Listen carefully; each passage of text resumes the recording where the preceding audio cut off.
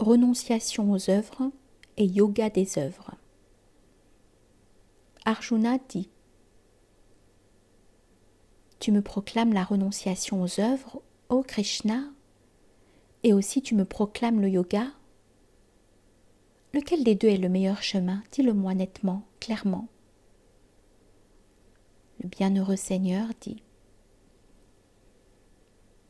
La renonciation et le yoga des œuvres conduisent tous deux au salut de l'âme. Mais des deux, le yoga des œuvres l'emporte sur la renonciation aux œuvres. On doit le considérer comme toujours sannyasin, même quand il est engagé dans l'action. Celui qui n'a ni aversion ni désir, car libéré des dualités, il est délivré aisément et joyeusement de la servitude. Séparer le samkhya et le yoga, c'est parler en enfant, non en sage. Si un homme s'applique intégralement à l'un d'eux, il obtient le fruit des deux. La condition qui est atteinte par le samkhya, les hommes du yoga aussi y parviennent. Celui qui voit samkhya et yoga comme une seule chose, celui-là voit. Mais la renonciation, ô guerrier aux bras puissants, est difficile à atteindre sans le yoga. Le sage qui a le yoga atteint bientôt au Brahman.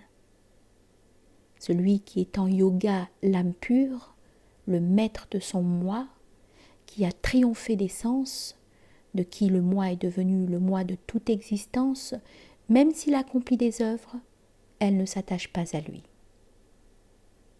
L'homme qui connaît les principes des choses pense son mental en yoga. Je n'agis pas.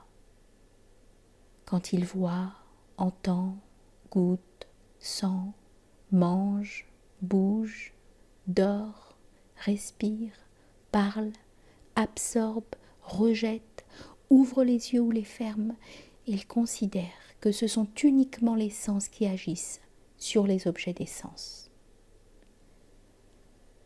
Celui qui, ayant abandonné l'attachement, agit en se déposant ses œuvres sur le Brahman, n'est pas souillé par le péché, de même que l'eau n'adhère pas à la feuille du lotus.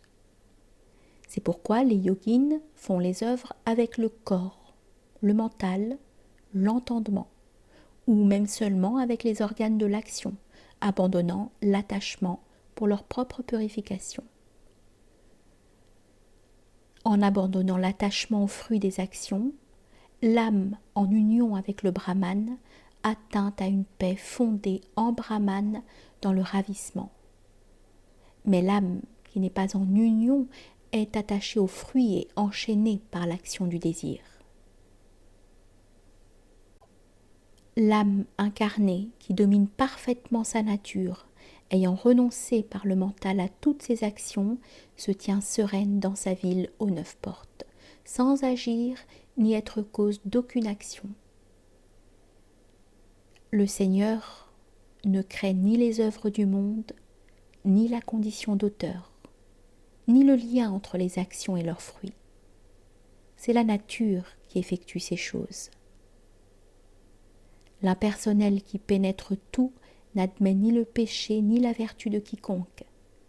La connaissance est enveloppée d'ignorance.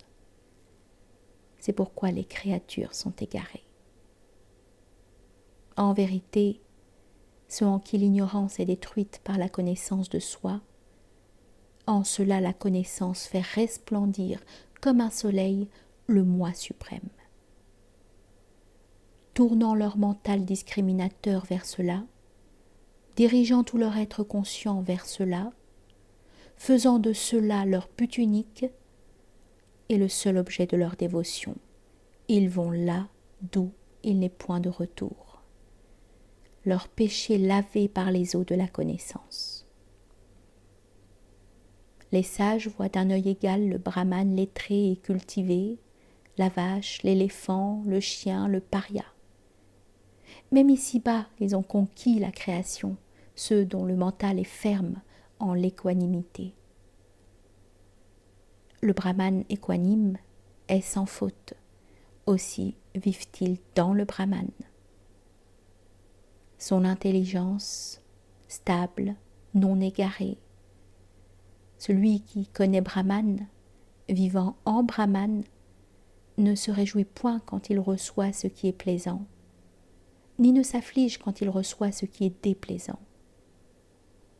Quand l'âme n'est plus attachée au contact des choses extérieures, l'homme alors trouve le bonheur qui existe dans le moi.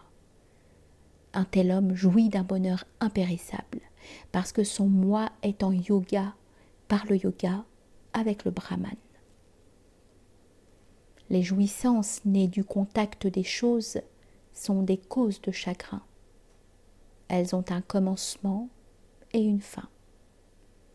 C'est pourquoi le sage, l'homme d'entendement éveillé, ne place pas en elles ses délices. Celui qui peut supporter ici dans le corps la véhémence de la colère et du désir, celui-là est le yogin, l'homme heureux. Celui qui a le bonheur intérieur et l'aise, et le repos intérieur et la lumière intérieure, ce yogin devient le Brahman et atteint à l'extinction de soi dans le Brahman.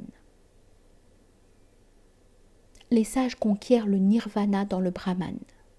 Ceux en qui les taches du péché sont effacées, le nœud du doute tranché, qui sont maîtres de leur moi, qui travaillent au bien de toutes les créatures. Les yatis, qui sont délivrés du désir et de la colère et qui ont conquis la maîtrise de soi, pour cela le nirvana dans le Brahman existe tout autour d'eux, les enveloppe. Ils vivent déjà en lui parce qu'ils ont la connaissance du moi.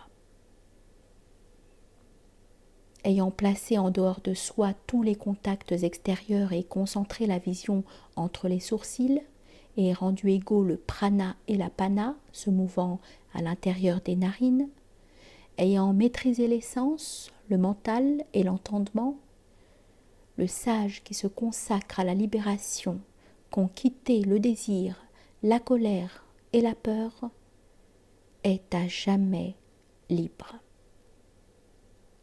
Quand un homme m'a connu comme celui qui jouit du sacrifice et du tapasya, le Seigneur puissant de tous les mondes, l'ami de toutes les créatures, il vient à la